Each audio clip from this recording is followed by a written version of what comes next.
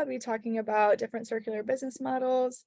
And that includes understanding first what is university research, so what I've been doing, what is circularity, and then I'll give an overview of my research and then different levers of how we can have sustainable action on your campus.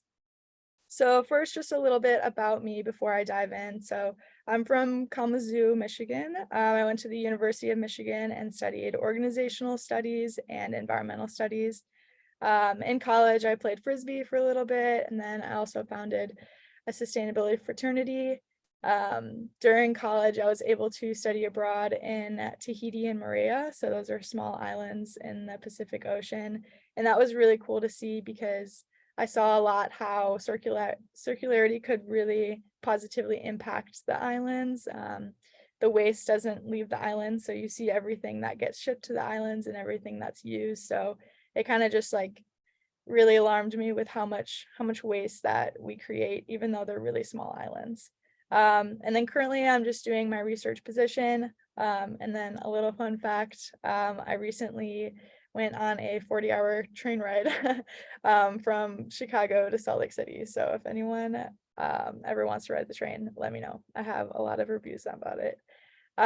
Sweet. So first, we'll talk about university research. So if everyone could put in the chat, if you've like already been involved in research at your university or you want to, it'd be great to see just what everyone has with interest.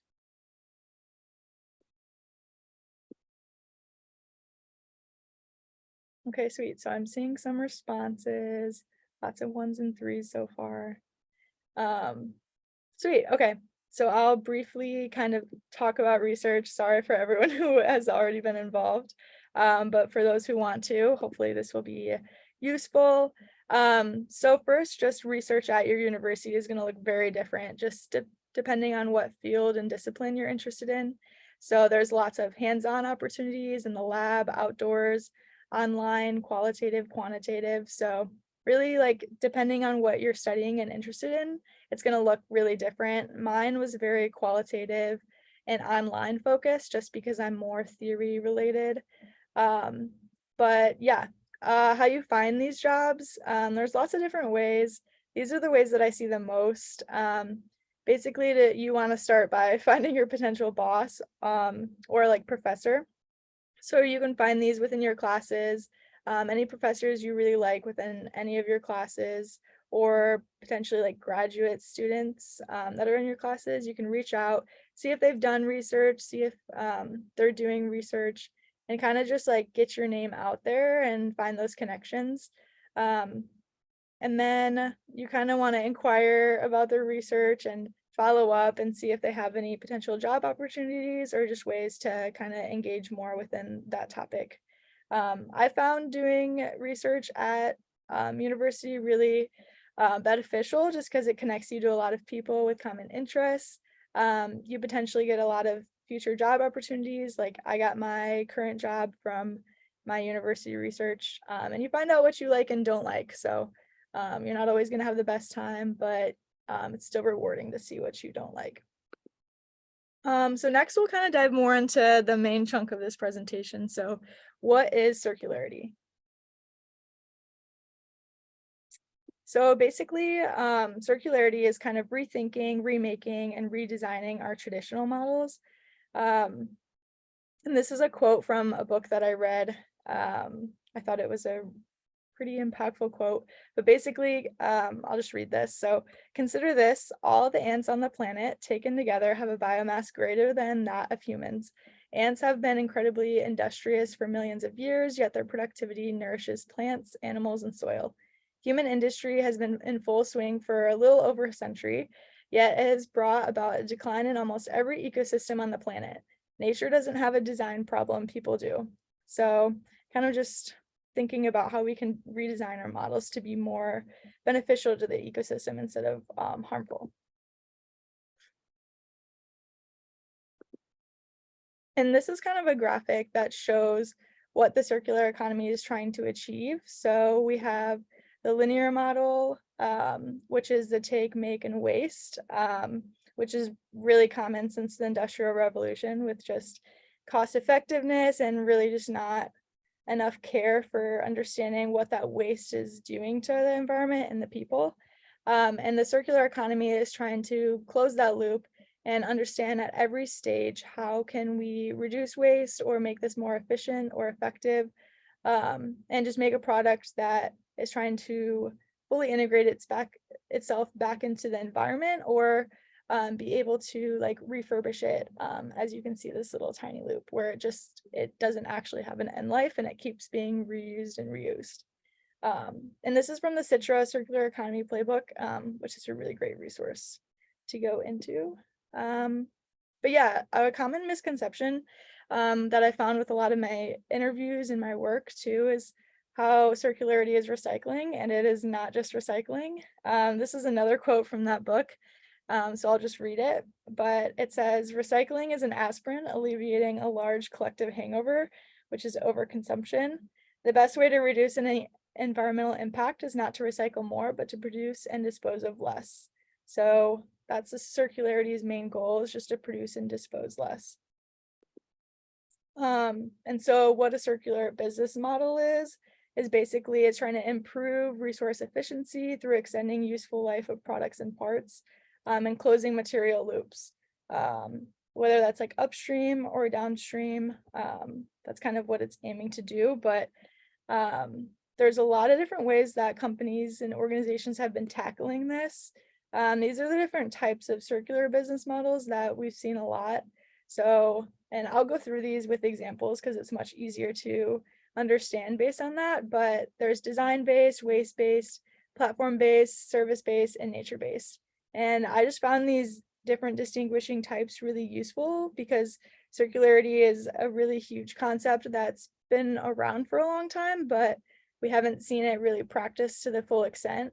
Even to this day with my research, I didn't really find that many organizations that were truly trying to make their products have zero waste and zero emissions within like all production phases. But we'll go ahead and dive into some examples of these circular business models. So first is just design-based. This one is probably quote unquote like the easiest to achieve, just because you're not actually rethinking your actual product, you're kind of just redesigning it.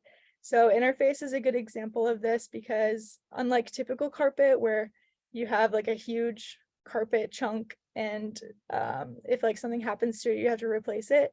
Interface was like, okay, what if we take tiles and make it so that you install the carpet into tiles, and if something happens, you can just remove the tile. We'll recycle the tile and then you can put a new tile back in so it doesn't waste as much carpet if something happens to it. So there's an example of design-based. And then we also have a waste-based model. So this one's pretty cool, and it's connected to zero waste. It's basically where you take the waste product of anything and you can make it into a new product. So in an organization example is Regrained. I think they make like brownie batter, pancake batter, and like a bunch of other like batters and mixtures. But basically every time beer is brewed, there's a byproduct of this like grain that they use. And so Regrained takes that grain from different breweries and makes it into their product. So that's like an upcycling example. This one's really cool and uses a lot of technology. So platform-based models. Gooder is a company that uses technology. They have an app and they connect different restaurants and any place that has any kind of food waste. So like grocery stores too, or like sporting events and like stadiums and stuff like that. And so they'll connect that organization that has the food waste to an organization that can do something with the waste. So whether that's like a nonprofit or a homeless shelter or like a church, they'll like reuse that waste for like eating and stuff. So it's a cool one where you just use technology to find the areas where someone's waste can benefit someone else. Next is a service-based model. So this is probably the most common type of circular business model that you've seen. So like Uber or City Bike or like Lime scooters, basically anything where you're not owning the product, you're just renting it for a certain amount of time, or you're just like using it for a little bit of time. That's kind of the service-based circular business model. And then last, this is probably some of the most exciting models that I find within circularity is nature-based models. You might have seen these with marathon runners who like are thrown water packets in like little pouches. I think that was like on social media a few years ago, but this company Napla basically creates like wrappers from seaweed so it can just like naturally disintegrate. So that's another cool example. And so I really went fast through those models, but basically here are some different circularity educational resources that you can look into if you're interested in circular economy. These are really great organizations that have so many examples of different organizations and different case studies. So super good to look into. This is a book that I read and really liked, Cradle to Cradle. It just talks about design and how to redesign things. And then here's just some newsletters that touch on it too.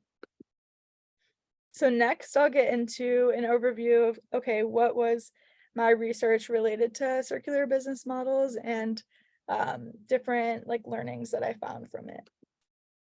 So my research was with one of my university bosses. So I graduated in August and then I started working full-time in September based on this research. So this research was grant funded.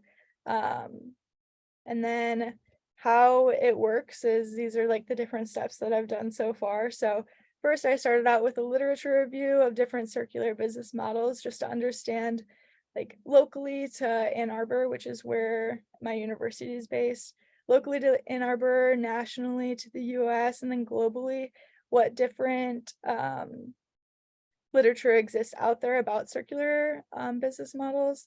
And then next, after that research, I reached out to a lot of different organizations. So I ended up doing 30 different interviews with organizations like nonprofits, businesses, government entities, educational entities, consulting agencies, and basically like had a list of questions related to circularity and how their organization incorporated it, different challenges, opportunities they had, and what different stakeholders they involved within their circular endeavors. So those were kind of the steps that I've taken so far with my research. And here were some insights from the research that I've found so far. First was just the importance of partnerships and connecting different organizations to each other. It's really hard to approach circularity without this because the cost can be high, which is another struggle.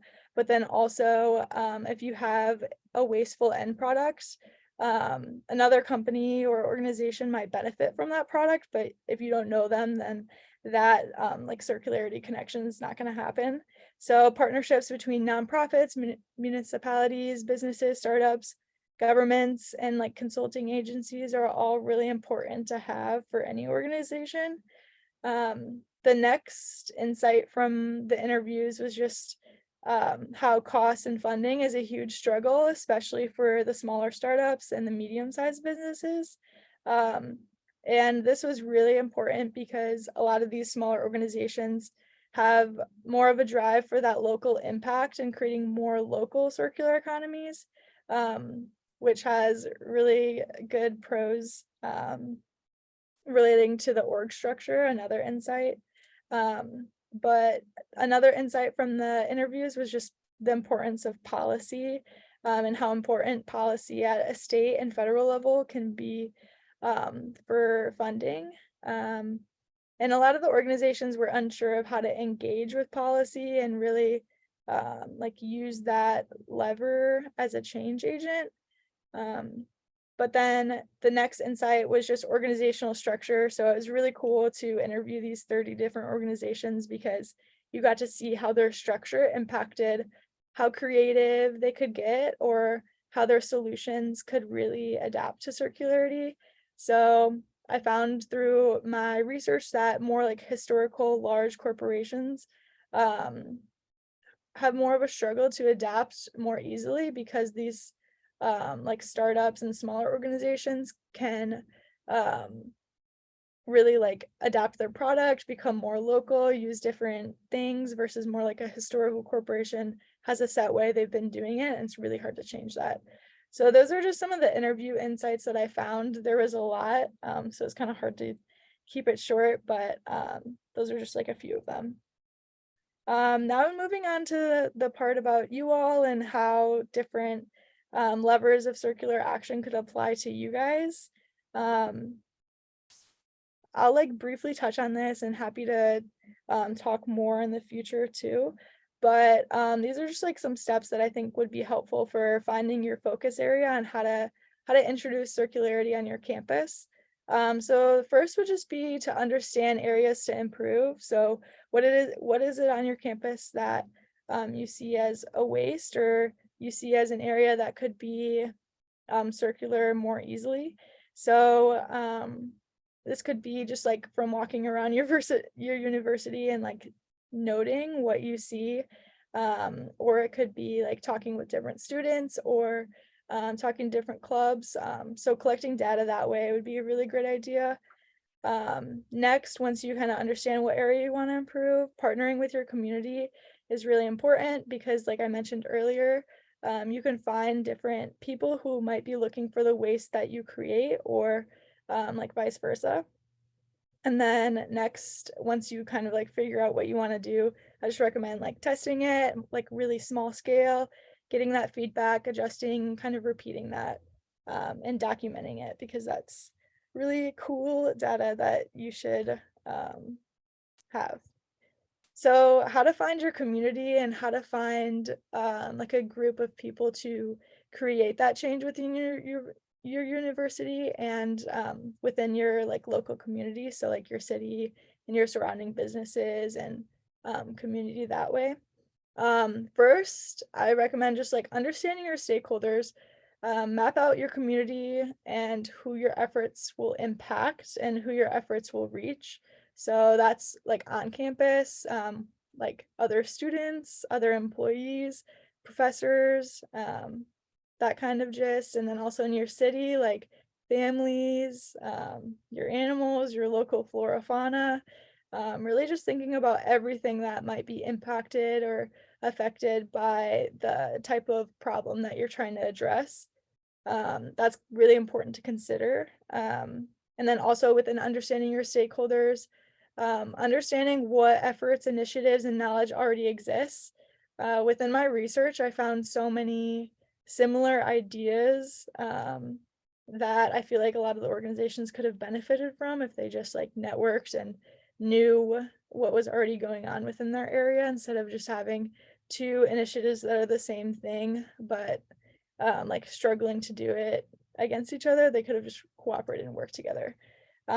So next, after understanding your stakeholders, it's really important to connect and reach out to your community to understand like what is the amount of people who are really excited about this idea, who's not excited, what like pushback will there be, and then also like potentially finding different partnerships and ways that you can group together and try to tackle the effort together. And then last is just leveraging your resources. So ensuring that if you do have a partnership, something will benefit all the parties and it's just not beneficial to one party because that might not be very sustainable long term if that's a partnership. But yeah, that's kind of the gist of finding your community and like how to create more impact within your university. And that kind of wraps up my presentation, but happy to answer any questions. And then you can reach out to me through email or through LinkedIn. Happy to chat more about anything, but thank you all so much. Thank you, Kelsey. This was really great. We do have some questions in the chat. The first one being, Does every circular business model tend to fall into those 5 categories you listed? And are there a lot of models that tend to use many or multiple model types? Yeah, that's a good question.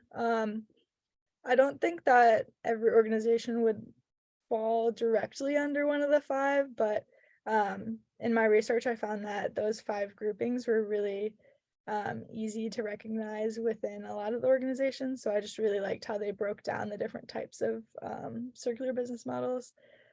So there's a lot of different other, like, frameworks that scholars apply to try to, like, differentiate between the different circular businesses. And then, yeah, I think an organization could be potentially all 5. Um, but yeah, it kind of depends on how many products they have and how big the organization is, but definitely. And did you say that these 5 models, are they the most common, or how did you narrow it down to those 5 as your focus? It's a good question. I think I just narrowed it down just because I liked how accessible the language was. A lot of the other descriptions of what different business models could look like were very just like hard to understand, and I feel like something that's just easy to explain is a good model to utilize. Um but yeah, there's a lot of other frameworks too that are still good. That was just the one that I thought like um could apply to a lot of different organizations and wasn't really limited. Sure. And the next question was there a central driving question for your research, or is it just circular business models? What's out there? How are organizations utilizing them for Yeah, success? that's a good question. So the like my research within my like project's main goal, my research was very more like qualitative and broad versus the project that my research is funded by is very specific. So my research question was broad in the sense that it was just like, okay, what is the literature out there on circular business models and how are different organizations and all different organizations approaching circularity and what are the different successes we've seen? So that was kind of my broad analysis, and that analysis is being used for the next continuation of our project, which is currently how we can use like our campus farm as a case basis to create a toolkit on how um, organizations within the agriculture field can become more circular. Um, so yeah, great question. Yeah, I think that kind of research, the agriculture and farm base, would be of interest to some of the students that are even here today. So I'd Yeah. love to learn more about that as that becomes available. And the next question was, which might be a tough one, based on your research, is there a minimum achievable rate of waste production? Is it smaller than the rate the planet can process waste? Hmm. That's a good question. Um, I'm not sure I saw anything in my literature review or any of my research that said anything about a minimum of waste. Um, but how I would answer that question is just more of like a personal like opinion on the question is just like what do you think is acceptable for an organization to create in terms of waste? And just like what you want to achieve.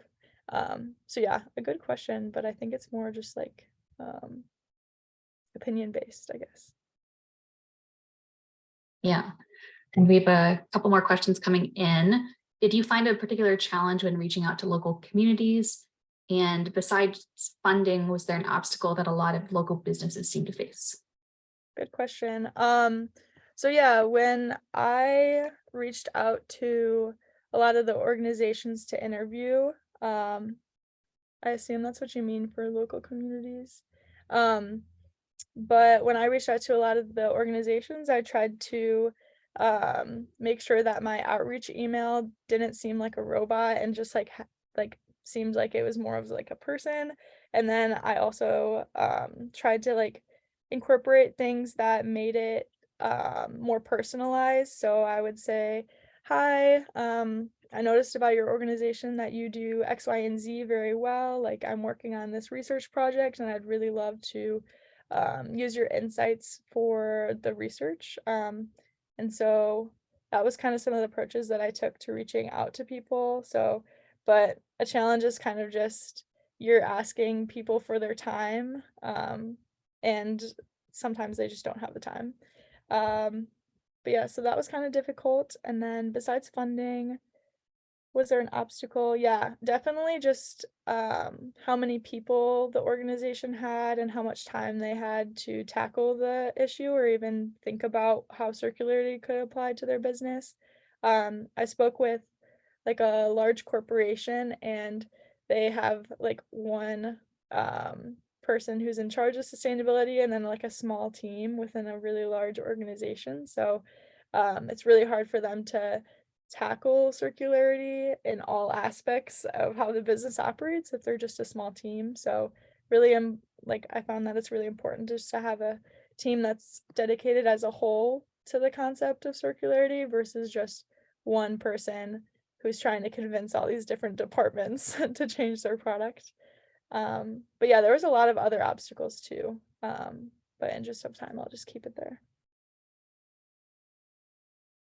Sure, yeah, and that seems to be similar to one of the things that Ashpreet found, which is that having people that can dedicate all their time to this can be beneficial, but even then it's still an uphill battle for these long-standing organizations Yeah. that have been set in their ways.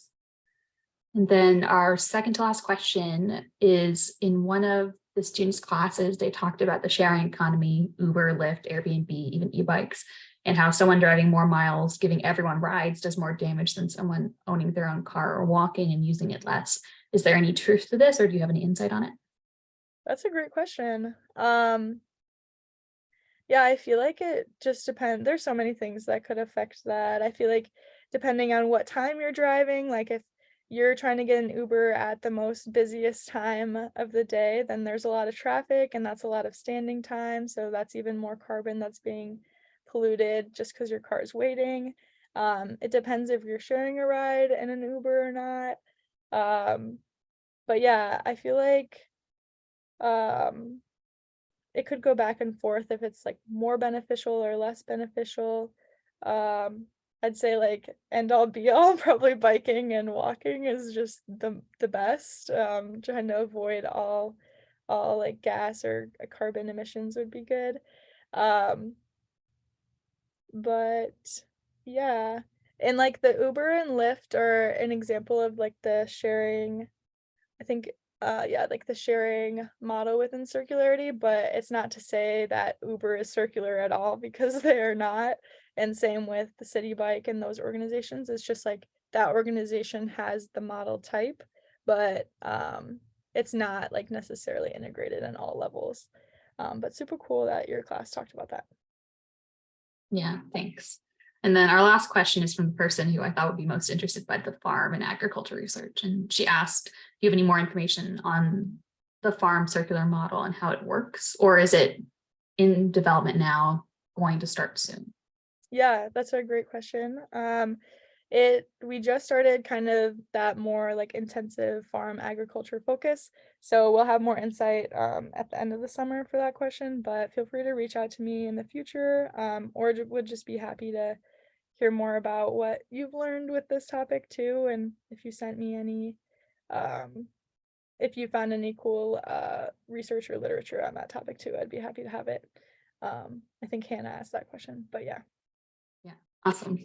And I did skip my own question, but I'm curious, are there any partnership models that you think are especially effective, or do you have any examples of those that might be of interest? Yeah, that's a good question. I'd like to think on that more because that's a really good question.